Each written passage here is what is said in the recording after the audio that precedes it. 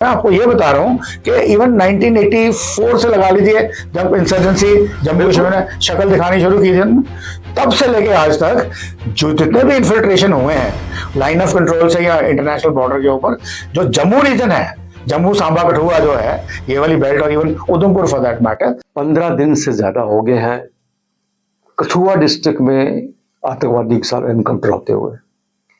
हीरानगर से शुरू हुआ था, कठुआ बिलावर से होते हुए उधमपुर डिस्ट्रिक्ट में चले गए हैं वो। आज एक जगह होता है इनकाउंटर, तो दूसरी जगह पता चलता है कि भी आतंकवादी वहां देखे गए हैं, वहां इनकाउंटर शुरू हो जाता है। हमारे 4 जवान इसमें शहीद हो गए हैं, कुछ जख्मी भी हुए, लेकिन अभी तक यह तो सिर्फ दावा ही किया जा रहा है कि 3 से 4 आतंकवादी मारे गए हैं, लेकिन कोई उनकी डेड बॉडी नहीं मिली। कहां छुपे हैं, किस तरह है, हर समय कहां से निकल के दूसरी जगह कैसे पहुंच जाते हैं, और फिर सीमा पर भी सीज फायर का उल्लंघन किया जा रहा है। क्या मंशा है पाकिस्तान की? क्या उन्हें अच्छा नहीं लग रहा कि कश्मीर में पीस हो चुका है? क्या इस बात की जलन है कि पूरे विश्व के अंदर एक ही बात को बार बार दोहराया जा रहा है कि जम्मू कश्मीर के अंदर शांति है? अंतरराष्ट्रीय स्तर पर जब भी कोई वार्ता होती है तो जम्मू कश्मीर में आतंकवाद खत्म होने की बात की जाती है, चाहे वो G20 वहां पे हो तो कुछ और हुआ हो। लेकिन पाकिस्तान है कि अपनी हरकत से बाज नहीं आ रहा है। हमारे साथ हैं डिफेंस एक्सपर्ट ब्रिगेडियर विजय सागर धीमान, उनसे हम जानना चाहेंगे आखिर पाकिस्तान की मंशा क्या है। फिर साहब, 15 दिन तकरीबन हो चुके हैं कठुआ एनकाउंटर, जवान हमारे शहीद हो गए, पुलिस वाले जख्मी हो गए, दावा कर रहे हैं कि आतंकवादी मारे गए हैं, लेकिन कहीं अभी उनकी बॉडीज नहीं मिली। एक जगह इनकाउंटर होता है, दूसरी जगह चले जाते हैं। इसी तरह जो सरहद के ऊपर है, सीज फायर का उल्लंघन हो रहा है, वहां से बार बार इन्हें धकेलने की कोशिश की जा रही है। हालांकि होम मिनिस्ट्री की विजिट है जम्मू कश्मीर को, इसी सिक्योरिटी को लेके भी वो कल एक मीटिंग करने जा रहे हैं, लेकिन जिस तरह से हालात जो है बद से बदतर डे बाई डे हो रहे हैं। पाकिस्तान पूरी कोशिश कर रहा है कि जिस तरह से कश्मीर के अंदर शांति चाहिए हुई है, खामोशी है वहां पे, उसके बाद जम्मू में जिस तरह से पाकिस्तान ने ये सब कुछ दिखाना शुरू कर दिया है, तो आने वाले दिन जम्मू के अंदर ज्यादा गर्मी पड़ेगी, बर्फ पिघलेगी पहाड़ों पे भी, और ज्यादा आतंकवादियों के आने की आशंका है। क्या कहते हैं आप? देखिए, सबसे पहले आप ये देखिए कि इस वक्त जो वर्ल्ड स्टेज में जियोपॉलिटिकल लेवल पे बहुत कुछ हो रहा है, उसमें पाकिस्तान को लग रहा है कि वो मार्जिनलाइज्ड हो रहा है। ना उनकी इकोनॉमिक हालत ठीक है, ना उनको कोई सुन रहा है इस वक्त। जो अपने आप को समझते थे कि जियो स्ट्रेटेजिक लेवल पे वो एक बहुत इंपॉर्टेंट पोजीशन होल्ड करते हैं, वो कम हो गई है। अब उसकी वजह से वो क्या कर रहे हैं कि कह रहे हैं भारत को कि प्लीज डोंट इग्नोर अस, हम हैं। तो 370 के बाद जो आतंकवाद को शिकंजा कसा गया श्रीनगर क्षेत्र में, फिर उसको फैलाया गया रजौरी पुंछ में, तो अब वो कह रहे हैं कि जम्मू एक ऐसी जगह थी जो कंपैरेटिवली पीसफुल थी, और जैसे ही गलवान होता है 2020 में, तो बहुत सारी फोर्सेस जो यहाँ डिप्लॉयड थी उनको शिफ्ट कर दिया गलवान की तरफ। तो उस चीज का वो पूरा फायदा उठा रहे हैं। अभी ये जो अभी रिसेंट जो आपने 15 दिन की बात की है, मैं आपको दर्शकों को याद दिला दूं, 9 मार्च को होम सेक्रेटरी जम्मू में थे। उसके बाद 15 या 16 मार्च के बाद दोबारा एकदम वो इमरजेंसी मीटिंग होती है, उसमें सारे military commanders, police, CRPF, BSF, intelligence agency सब भाग लेते हैं, और ये सब हाशा हो रहा है। अभी तक हमें कुछ समझ में नहीं आ रहा कि ये इतनी मीटिंग क्यों हो रही हैं। वो अब जो निकल के आया, समझ आ रहा है कि हमारे पास एक डेफिनेट इनपुट थी कि बहुत सारे आतंकवादी जो है वो बॉर्डर क्रॉस करने की फिराक में है। तो उसके लिए एक प्रॉपर प्लान्स बने हैं जो जिसको कार्यान्वित किया जा रहा है। अभी टाइम थोड़ा ज्यादा लग रहा है। उसका रीजन ये है कि ये जो नॉर्मल जैश के आतंकी या नॉर्मल लश्कर तोयबा के आतंकी ये नहीं है, या टीआरएफ के नहीं है, ये बंदे ट्रेंड हैं। शायद हो सकता है पाकिस्तानी आर्मी की तरफ से ट्रेनिंग हो, और ये भी हो सकता है कि इनके जो लीडर, टीम लीडर्स हों, वो सारे के सारे एसएसजी कमांडो हों पाकिस्तान के। अब मैं ये क्यों कह रहा हूं, क्योंकि इनका जो लेवल ऑफ ऑपरेशन है वो एक प्रोफेशनल लेवल का है। इनका यानी कि जो टैक्टिक्स इनकी जो यूज कर रहे हैं, जिस तरीके से ये खोज का इंटेलिजेंस इनपुट्स लेते हैं Indian army, police, security forces के बारे में या पुलिस फोर्सेस के बारे में, तो वो एक बहुत ही उम्दा दर्जे की है। ऊपर से देखिए इनके पास हथियार कौन से हैं। इनके पास M4 असॉल्ट कार्बाइन्स हैं जो अमेरिकन है, वो शायद चोर बाजार में ली हैं या अफगानिस्तान से ली हैं, कहीं से ली हैं, पर है इनके पास। उसके अलावा इनके पास communication equipment, latest Chinese encrypted equipment है इनके पास, जिसके जरिए वो अपने जो आका हैं उनके पीछे अक्रॉस द बॉर्डर उनके साथ तालमेल रखते हैं।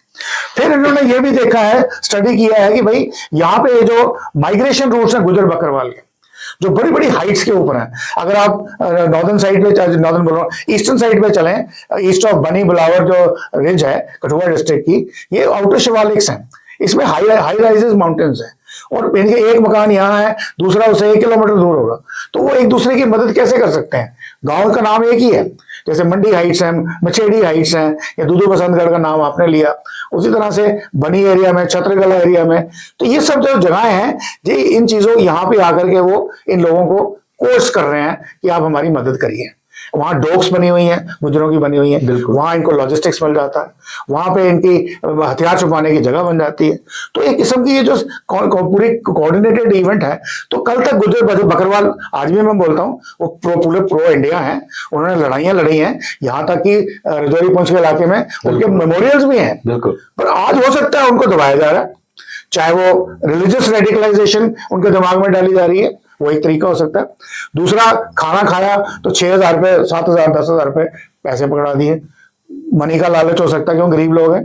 तीसरा हो सकता है कि डर से हो, भाई नहीं करोगे तो गोली मार देंगे, या अगर आपने हमारे जाने के बाद हमारी खबर अपनी पुलिस को दी या सिक्योरिटी फोर्सेस को दी, तो ये देखो हमने आपका सिम यूज किया है, आपका आधार कार्ड यूज किया है, आपके दोनों हमने भेज दिए अपने नेक्स्ट में, तो अगला वाला आगे आपको गोली मार देगा।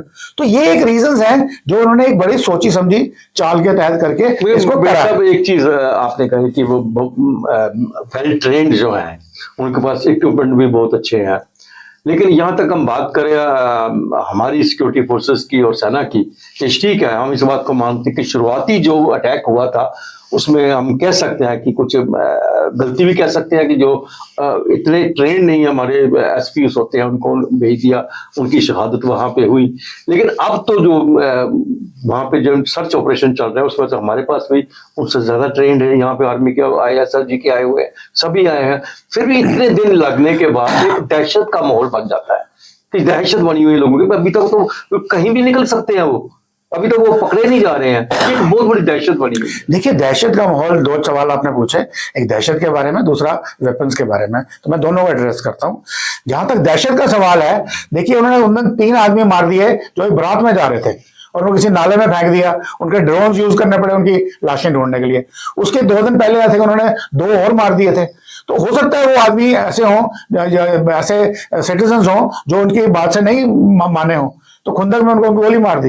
तो इससे जो लोकल लोग हैं, यहाँ पहले VDGs हुआ करते थे, अच्छा उनके पास वेपन्स भी थे, लोगों के पर्सनल वेपन्स भी थे जो इन्होंने आजकल जमा करे हुए हैं, वेपन्स का रिन्यूअल नहीं हो रहा। तो ये सब चीजें जो हैं, जो जनता है वो सोच रही है कि भाई हम तो निहत्थे पकड़े हैं यहाँ पे, तो दहशत उनके दिल में बनी है। तो मैंने बोला कि उनको दहशत दूर करने की बड़ी जरूरत है। जहां तक वेपन्स का सवाल है, अभी जैसे एक हमारे 6 दिन पहले जो DYSP साहब की शहादत हुई है, वो बताया जा रहा है कि वो जो गोली है वो एक बड़े मोटे तने में से निकल करके उनको लगी है। इसका मतलब जो इफेक्टिवनेस है M4 कार्बाइन की वो बहुत ज्यादा है, रेट ऑफ फायर बहुत ऊंचा है, एक एक्यूरेसी बहुत ज्यादा है। अब जहां तक हमारी सिक्योरिटी फोर्सेस का सवाल है, जहां तक हमारे जो स्पेशल फोर्सेस के कुछ लोग ऑपरेट कर रहे हैं, उनके पास सब कुछ स्टेट ऑफ द आर्ट है। बट अभी यहाँ पे तो पुलिस फोर्स है, हालांकि पुलिस फोर्स आज की और आज से 10 साल पहले की जमीन आसमान का फर्क है। और नलिन प्रभात जो एक कोबरा फोर्स कमांडर हुआ करते थे आंध्र प्रदेश में, जहां बताया जाता है कि आंध्रा में आज नक्सलवाद बिल्कुल नहीं है, कर्सी दिस जेंटलमैन, वो हमारे DGP हैं और वो खुद आके ग्राउंड के ऊपर बैठ के ऑपरेशन को लीड कर रहे हैं। वो तो कर रहे हैं, परंतु पुलिस फोर्स के पास इक्विपमेंट क्या है? जो हमारी best weapon they have is AK, तो जो है मुझे लगता है उन्होंने भी यूज बहुत कम किया। प्लस जो है ट्रेनिंग, अभी ट्रेनिंग की बात यहाँ पे पिछले DGP साहब जो स्वयं साहब थे, मुझे याद है कि जब भी आपका सब इंस्पेक्टर्स का बैच या DYSP JKPS का बैच पास आउट करता है तो उनको कोर बैटल स्कूल में भेजा जाता था ट्रेनिंग के लिए। वो पहले जो ट्रेनिंग होती थी that was more of a lip service, कि आप देख लीजिए क्या है, फौज कैसे ऑपरेट करती है, आपने इनके साथ थानों में काम करना वगैरह वगैरह। पर अभी स्वयं साहब ने क्या किया, कोर बैटल स्कूल भागड़ा भद्रवा के पास, वहां मैं खुद गया था और मैंने देखा ट्रेनिंग कैसे हो रही है, day in and night out, रगड़ दिया उनको, यानी कि पूरा फौजी बना दिया 100%, rather I would say at times even better than them। तो इस किस्म की ट्रेनिंग अगर जारी रहे, अब प्रेजेंट डीजीपी साहब का क्या वो है वो मुझे मालूम नहीं है, पर पहले वाले का था, वो ट्रेनिंग उस किस्म की हो तो थिंग्स वुड बी बेटर। क्योंकि अगर आपने टीवी के ऊपर विजुअल भी देखे हैं, हालांकि वो विजुअल डेफर्ड होते हैं या फिर इस ऐसे इलाके के होते हैं जहां एक्शन नहीं चल रही होती, पर जर्नलिस्ट जाके वहां बोलते हैं, पर वहां पे जो उनकी बॉडी लैंग्वेज पुलिस वालों की हम देखते हैं, या उनकी डिप्लॉयमेंट, मतलब even even it is administrative deployment, वो मैं एक्सपीरियंस से बोल रहा हूँ कि आर्मी भी कैसे ऑपरेट करती है, रियल एरियाज होते हैं, बेसिस होते हैं, पर वहां पे जो आपकी बॉडी लैंग्वेज, डिप्लॉयमेंट, जो सब कुछ एक्चुअली बताता है कि आप तैयार बैठे हो। बिल्कुल सही आप कह रहे हो। जो यहाँ पे इसमें लैकिंग है। बगैर सर, सबसे बड़ी बात यह है कि हम 70 साल से इसके साथ वो प्रॉक्सी वार लड़ रहे हैं, लेकिन आज नई बात नहीं है। वो हर दिन एक नया इक्विपमेंट, नए तरीके, नई स्ट्रेटजी के साथ आ जाते हैं, फिर हम हमें वो ये देखते हैं कि उसकी नई स्ट्रेटजी आ गई है, उन्होंने नए इक्विपमेंट आ गए, फिर उसकी हम तैयारी करते हैं। क्यों नहीं हम उनसे 2 कदम आगे बढ़ के नहीं, देखिए ज्यादा वॉरफेयर का ज्यादा सवाल है ना, initiative is always the attacker, defender के पास इनिशिएटिव नहीं होता, and best form of defence is to attack. ये चीजें सिखाई जाती हैं और ये सच भी हैं। और जहां तक इसका सवाल है, अगर 70 साल की हम बात कर रहे हैं, तो मैं आपको ये बता रहा हूं कि इवन 1984 से लगा लीजिए, जब इंसर्जेंसी जम्मू कश्मीर में शक्ल दिखानी शुरू की थी, तब से लेके आज तक जो जितने भी इन्फिल्ट्रेशन हुए हैं लाइन ऑफ कंट्रोल से या इंटरनेशनल बॉर्डर के ऊपर, जो जम्मू रीजन है, जम्मू सांबा कठुआ जो है, ये वाली बेल्ट, और even Udhampur for that matter, इसकी जो इन्फिल्ट्रेशन थी हमेशा इन्हीं रस्तों से होती थी। यानी कि जब वो निकलते थे, यहाँ हमने साथ खामोशी से निकलते थे, खामोशी से निकलते, कभी तो वारदात ऐसी नहीं हुई थी। और वो मैं बताऊं, वो करते थे भद्रवा में, जाते थे भद्रवा से जई वैली, गंडो, उसके बाद ठाठरी, किश्तवाड़ या मरमत से होते हुए सिंथन पास से तराल में, तो ये रूट हमेशा ही था। पर अब जो मैं आपको बताने की कोशिश कर रहा हूं कि ये जो आज हो रहा है, ये प्रिडिक्टेड था, ये एक एक्शनेबल इंटेलिजेंस हमारे पास थी। क्योंकि जिस तरीके से सरगर्मियां हुई कि आर्मी की सारे फंक्शन कैंसिल हो गए 20, 21, 22 तारीख के जो होने थे, उसके बाद पूरे का पूरे बॉर्डर पे आर्मर के डिप्लॉयमेंट हो रही है, इन्फेंट्री डोमिनेट कर रही है, तो इसका मालूम पता था कि कुछ है मेजर। और देखिए, जब से ये अटैक शुरू हुआ है, जब पहले अब ये शुरू हुआ यहाँ पे हीरानगर के पास, वो कौन से फॉरेस्ट है, सन्याल फॉरेस्ट है, वहां से आप देखो तो ये जो ऑपरेशन चल रहे हैं, खत्म नहीं हो रहा, ये ग्रेजुअली इंप्रूव चलता जा रहा है towards the eastern side, towards Bhaderwah side. तो वही वो रूट्स हैं, वहीं पे वो लोग तितर बितर होते हैं, वहीं पे अपने आप को छिपाते हैं और वहीं पे उनको सिक्योरिटी फोर्सेस जाके पकड़ती हैं। तो अब पॉइंट सिर्फ यही है कि वो उन्होंने अपना टैक्टिक्स बदला है। उन्होंने बोला छोटे छोटे ग्रुप्स में ऑपरेट करो, 2 या 3 की टुकड़ी में ऑपरेट करो और अपने आप को कम दिखाओ, सिविलियंस के साथ रहो। और सबसे बड़ी बात यह है, उनका ओवरग्राउंड जो वर्कर्स का, OGWs का नेटवर्क है, वो बहुत स्ट्रांग है। उसको काउंटर करने के लिए ये बहुत जरूरी है कि सिक्योरिटी फोर्सेस कोई बनाए, ऐप बनाए या कोई हेल्पलाइन बनाए कि कहीं पे भी कोई दिखाई पड़ता है, इमीडिएटली एक्शनेबल इंटेलिजेंस जो है वो सिक्योरिटी फोर्सेस को दे। और इसके साथ साथ हम देख रहे हैं तो सीमा पर भी हर रोज सीजफायर का उल्लंघन हो रहा है। यही एक कारण है कि पाकिस्तान अपने अंदरूनी मामले को दबाने के लिए, अपने लोगों का ध्यान भड़काने के लिए, जिस तरह से हर फोरम पे जम्मू कश्मीर की बात हो रही है, इंटरनेशनल लेवल पे यही बात हो रही है, कश्मीर में शांति हो गया, जम्मू कश्मीर में आतंकवाद खत्म हो गया है, लेकिन पाकिस्तान शायद इसे जिंदा रखने के लिए अपनी पूरी कोशिश करता रहेगा। ब्रिगेडियर साहब, आपने हमारे दर्शकों को जानकारी दी, इसके लिए आपका बहुत बहुत धन्यवाद। थैंक यू वेरी मच, बहुत बहुत धन्यवाद, नमस्कार।